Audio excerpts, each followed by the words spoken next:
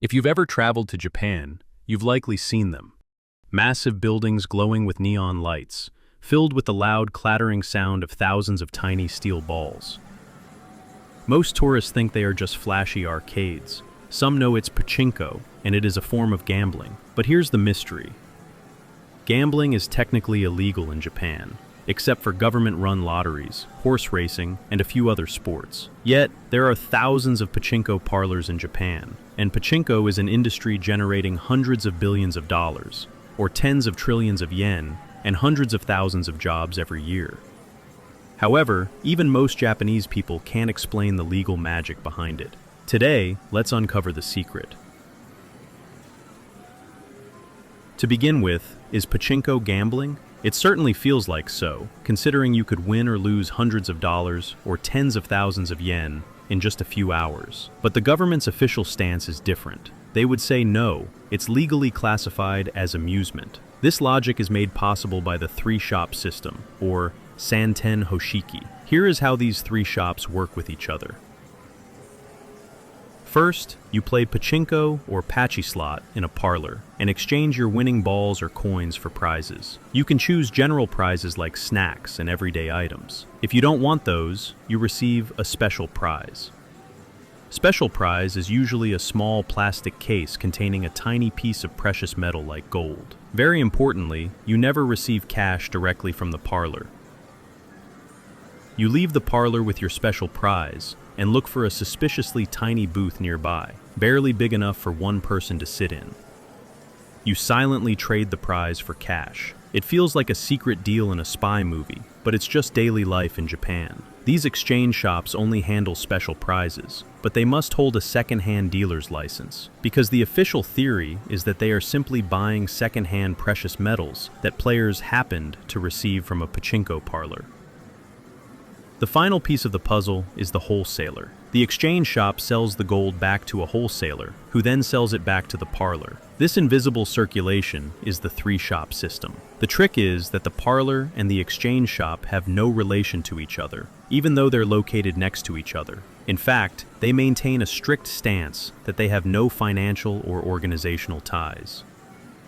You might wonder, okay, but isn't this just a massive loophole? How was this allowed in the first place? You are right. Actually, other amusement establishments tried the exact same trick, only to be immediately shut down. So why is only Pachinko allowed? It goes back to Japan's post-war history.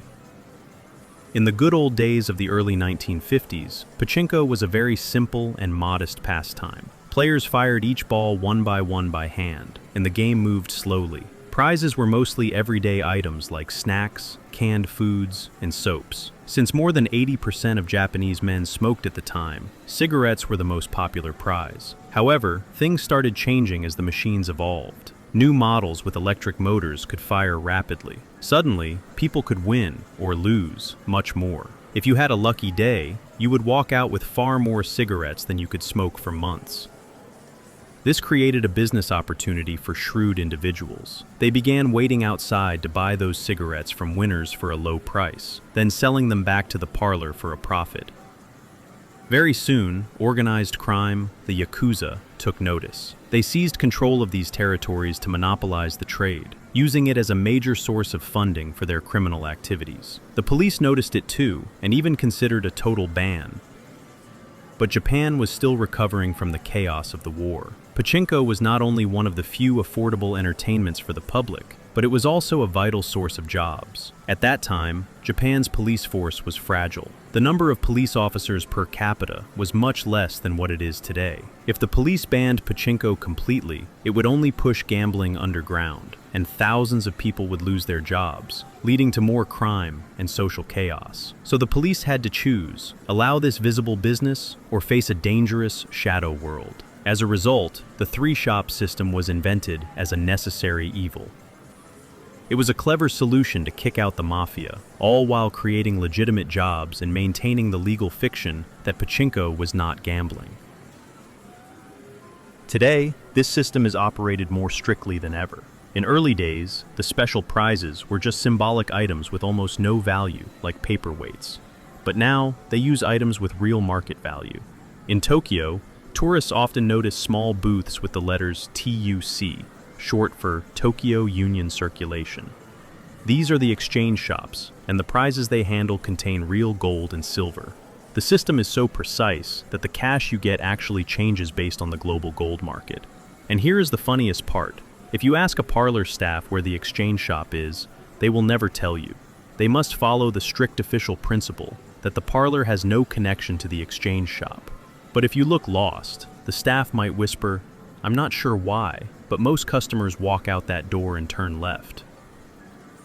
Over the decades, the police have gained strong influence over the entire industry. Today, Pachinko is under incredibly strict supervision. The performance of every machine is strictly defined by law.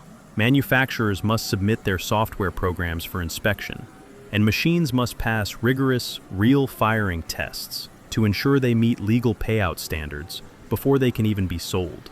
If a parlor is caught with unapproved modifications, like altering programs for higher volatility or adding remote control capabilities, the entire company faces severe penalties, including a total suspension of business. This unique balance, looking suspicious but following strict rules, is what creates Japan's strangely clean gambling culture. Of course, this system is not without its problems. Many suffer from gambling addiction and the financial ruin it causes. There have been tragic incidents too, such as children dying of heat stroke after being left in cars in the parking lot while their parents were inside playing. Furthermore, while the police successfully kicked out the mafia, their strong influence has led to new criticisms, such as what is known as Amakudari. This is a revolving door system where retired police officers take high-paying roles within the industry they once supervised. Despite these issues and declining popularity, Pachinko still remains a massive industry that supports hundreds of thousands of jobs. This reality makes it difficult for the government to simply ban it. That's how Pachinko still thrives in Japan today, with the authorities continuously loosening and tightening regulations. The next time you visit Japan and spot that suspiciously tiny window in an alleyway, you'll know the secret behind the massive triangle. Just remember to smile and think about the complex history that keeps those lights glowing. Does your country have any entertainment with strange rules like Pachinko? Let me know in the comments. If you found this video interesting, please don't forget to like and subscribe. Thank you for watching, and I'll see you in the next video.